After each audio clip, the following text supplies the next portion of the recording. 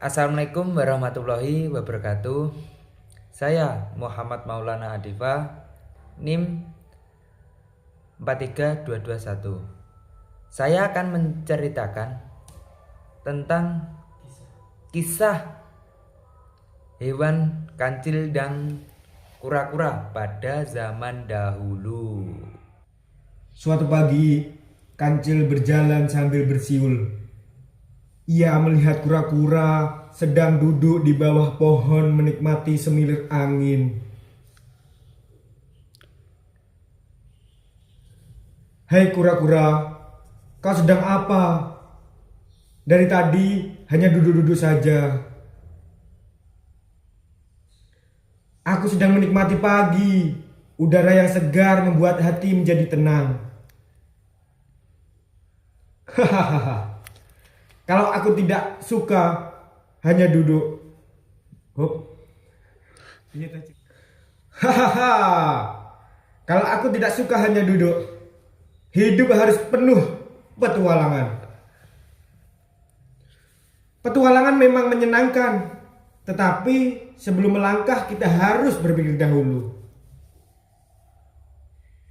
"Ah, kau ini banyak berpikir, makanya jalan juga lambat."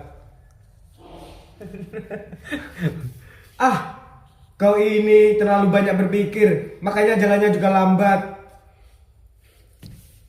"Lebih baik lambat, tetapi selamat daripada cepat lalu menyesal." Kancil hanya tertawa. Dalam hatinya ia ingin mengenai. Kancil hanya tertawa. Dalam hatinya ia ingin mengerjai kura-kura. "Kura-kura, aku baru saja menemukan sebuah pohon yang penuh buah-buahan manis. Buahnya besar-besar dan sudah matang.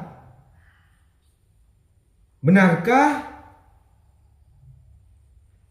"Tentu saja, kalau kita terlambat nanti." "Tentu saja, kalau kita terlambat nanti buahnya habis dimakan hewan lain." "Dari mana kau tahu?" "Aku melihatnya sendiri, kura-kura." Kura-kura memandang wajah kancil dengan tenang. "Kalau benar-benar, ayo kita pergi bersama."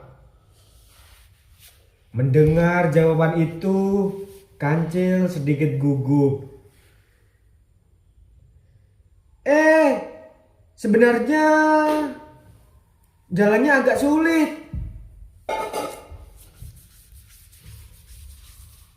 "Tidak apa-apa, aku akan mengikutimu." Kancil mulai bingung. Artinya ia mengaku. Saya balik. Kancil mulai bingung. Akhirnya ia mengaku. "Hehehe, ternyata hehehe, sebenarnya aku hanya bercanda, kura-kura." "Bercanda boleh, tetapi jangan sampai membuat orang lain kecewa." Keesokan harinya, kancil datang lagi membawa akal baru. "Kura-kura, kali ini aku benar-benar serius." "Ada apa emang, kancil?" "Aku mendengar suara air terjun yang bisa mengabulkan semua keinginanmu." "Wah, menarik sekali. Nah, kali ini pasti dia percaya. Kalau begitu, mari kita cari bersama." Mereka berjalan cukup jauh. Sesampainya di sana, ternyata tidak ada air terjun. Yang terdengar hanyalah suara angin yang meniup dedaunan. Kancil terdiam. Sepertinya aku salah jalan." Atau mungkin kau kembali membuat cerita, Kancil? Kancil pun malu. Iya, aku hanya ingin melihat apakah kau akan marah. Aku tidak marah. Tetapi setiap kebohongan akan mengurangi kepercayaan orang lain. Saya balik. Aku tidak akan marah, tetapi setiap kebohongan akan mengurangi kepercayaan orang lain kepadamu. Hari demi hari. Suatu sore, Kancil berjalan sambil membanggakan dirinya. Aku memang hewan yang paling pintar di hutan ini. Tidak ada yang bisa mengalahkanku. Karena terlalu sibuk dengan berbicara, Kancil tidak melihat ada lubang besar di depannya. Aku paling hebat. Bruh. Karena terlalu sibuk berbicara, Kancil tidak melihat ada lubang besar di depannya.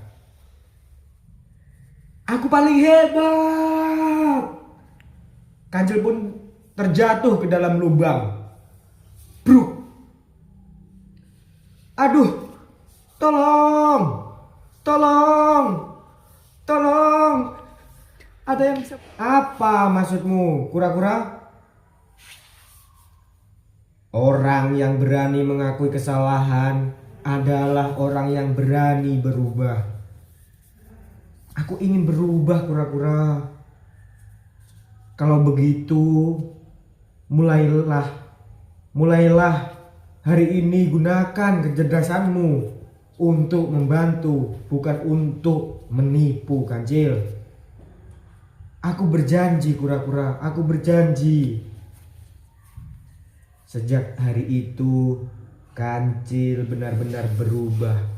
Ia membantu kura-kura menemukan jalan yang aman ketika melewati hutan. Ia juga menggunakan kecerdasannya untuk menghindari bahaya, bukan untuk mengerjai siapapun. Sementara itu, kura-kura tetap menjadi sosok yang tenang dan sabar.